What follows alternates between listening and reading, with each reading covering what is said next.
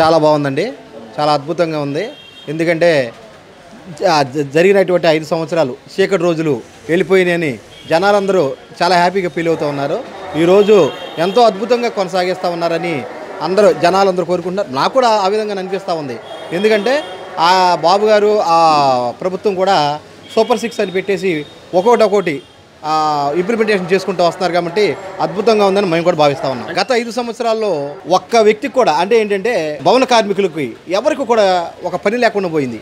వాళ్ళు ఇంటి పరిమితం అవ్వటమో చిన్న చిన్న పనులు చేసుకోవటమో అన్నారు. కానీ ఫుల్ ఫ్లెక్సిడ్గా వాళ్ళు ఏదైతే నమ్ముకున్నారో వాళ్ళు వృత్తిపరమైన జాబ్ చేసుకోవడానికి లేకుండా పోయింది. కాబట్టి ఈరోజు ఆయన ఉచిత ఇసుక ఇవ్వటం అనేది కరెక్టే అనిపిస్తుంది. వాళ్ళు అసలు ఆరోపించిన రోజు ఏదైతుందండి, వాళ్ళు మంచి చేసినా చెడు అంటారు. వాళ్ళు రావణ రాజ్యంలో ఉంటే మనం కొనసాగాం. ఇవాళ రావణ రాజ్యం నుంచి పోయి రాముడు రాజ్యంలోకి వచ్చామని జనాలందరూ కోరుకుంటున్నారు. నేను ఇన్న విషయాన్ని నేను చెబుతున్నా. ఒక నెల రోజుల్లోనే ఏమీ డిసైడ్ చేయలేం కదండి.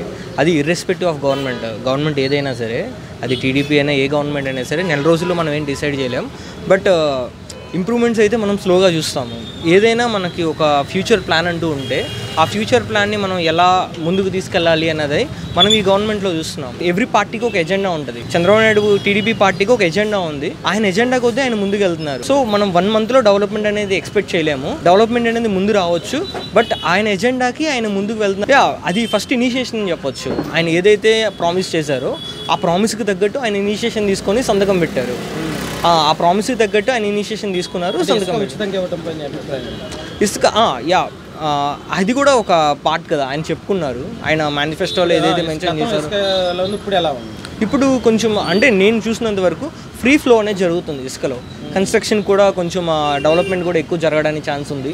కన్స్ట్రక్షన్ కూడా ఎక్కువ ఛాన్సెస్ ఉంటాయి. జగన్కి భయం అండి. ఏం చేస్తారు? 100 నుండి 40 కేసులు ఉన్నాయి. ఆయన భయం. చెట్లు నరికేయడం, 30 కిలోమీటర్ల వరకు ఎవరు రాకుండా కొట్లు బందీ చేయడం. ఈయన ప్రజాప్రతినిధి ఏంటండి? ప్రజలకి ఉపయోగపడే మనిషి రోడ్డు మీదే ఉంటాడు. చంద్రబాబు చూడండి, 5 నిమిషాలు ఎవరైనా ట్రాఫిక్ ఇబ్బంది అయినా కూడా తప్పుకొని ఆయన వెళ్ళిపోతున్నాడు. ఈయన అలా కాదు. ఈయన వస్తే మొత్తం అంతా ట్రాఫిక్ ఆపియాలి. ఆ రోజున వాళ్ళకి ఇక వ్యాపారాలు ఉండవు, ఏముండవు. చంద్రబాబుకి జగన్కి చాలా తేడా ఉందండి. ఆయన పరిపాలన అధ్యక్షుడు 4వసారి 2 రాష్ట్రాలు కలిసి ఉన్నప్పుడు 2 సార్లు ముఖ్యమంత్రి అయ్యాడు. విడిపోయిన తర్వాత 2 సార్లు ముఖ్యమంత్రి అయిన ఘనత చంద్రబాబుకి. ఈ రికార్డుని ఎవరూ కొట్టలేరు. అది ఏమండి, వాళ్ళకి కబ్జాలు చేయడం అలవాటు అండి. ఏవి పడితే అవి చేయడం అలవాటు.